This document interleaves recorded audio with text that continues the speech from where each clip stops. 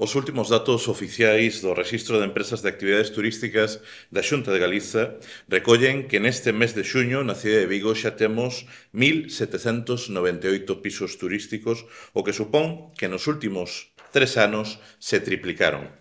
Un feito que, ademais, nos permite alertar de que, con toda seguridade, se non se actúa para evitalo, este ano 2024 rematará con máis de 2.000 vivendas de uso turístico na nosa cidade. Estamos diante dunha ofensiva brutal dun fenómeno ultraespeculativo que é un dos principais factores que empurran, que provocan o grave problema de acceso social á vivenda na cidade de Vigo, reducindo ao mínimo a oferta de vivendas dispoñíveis para alugueiro residencial, que xa é menos dunha cuarta parte do que representan os pisos turísticos, e alentando o aumento continuado dos prezos dos alugueiros, que xa acumulan un incremento de máis do 50% nos últimos 10 anos. É especialmente grave ver como as vivendas de uso turístico de Vigo pasaron de representar na altura do ano 2021 o 23,7% do total de pisos turísticos en Galiza a máis do 34% neste ano. Un dato que dá moi boa conta do alcance desta ameaza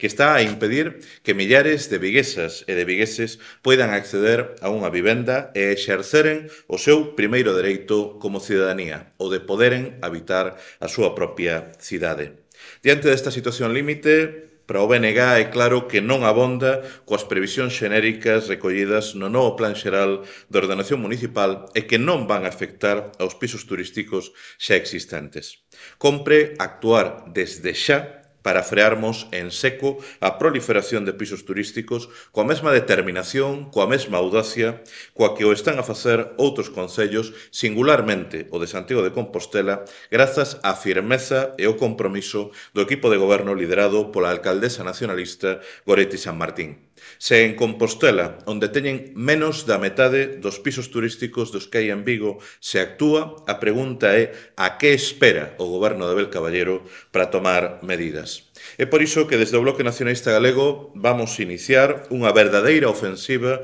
co obxectivo de que o Concello de Vigo actúe dunha vez por todas. En primeiro lugar, imos demandar que a Xerencia Municipal de Urbanismo comprobe se as 1.798 vivendas de uso turístico rexistradas formalmente na cidade contan co preceptivo título habilitante a nivel urbanístico para poder desenvolver a súa actividade de carácter hosteleiro. No concreto, queremos que se verifique se todos estes pisos turísticos formalizaron a comunicación previa garantindo o cumprimento da normativa urbanística para poderen operar. En segundo lugar, solicitamos que se planifique e se poña en marcha de maneira inmediata un plan de inspeccións urbanísticas para comprobar que estes pisos turísticos cumpren co establecido no Código Técnico de Edificación e as demais normas urbanísticas que lle son de aplicación para garantir as súas condicións de accesibilidade, de habitabilidade e de seguridade. Estas inspeccións deben estenderse, en opinión do BNG, tamén a aqueles inmobles que, aínda non estando rexistrados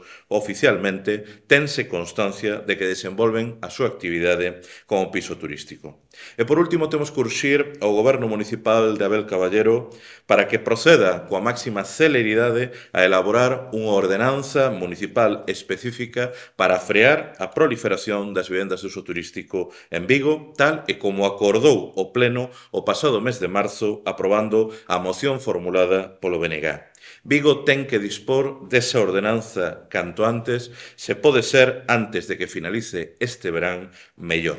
A posición do BNG é rotunda. Ningún piso turístico máis en Vigo mentras non sexan accesíveis os alugueiros. Neste sentido, dende o BNG, compartimos plenamente as demandas formuladas por diferentes entidades e movementos sociais, entre elas a Federación Empresarial de Turismo e Hostalería de Pontevedra, que recentemente expresaron que non podemos esperar a aprobación definitiva do novo pexón para actuar.